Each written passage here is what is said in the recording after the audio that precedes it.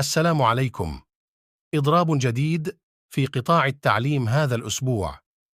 قبل تفاصيل، إذا أعجبك الفيديو لا تنسى الاشتراك في القناة وتفعيل زر الجرس ليصلك كل جديد. لا يزال التصعيد مفتوحا في قطاع التعليم رغم دعوات حكومية لرجال ونساء التعليم للعودة إلى الأقسام، في انتظار ما ستسفر عنه جولات الحوار الاجتماعي بين اللجنة الوزارية والنقابات.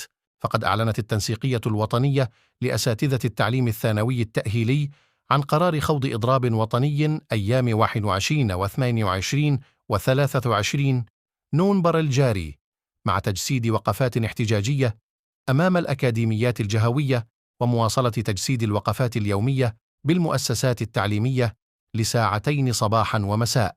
وجددت رفضها للنظام الأساسي ودعت إلى إلغائه، كما جددت رفضها القاطع للاقتطاع من أجور المضربين، وقالت إن هذا التعسف سيقابل بعدم تعويض الزمن المدرسي الذي تتحمل الوزارة وحدها مسؤولية هدره.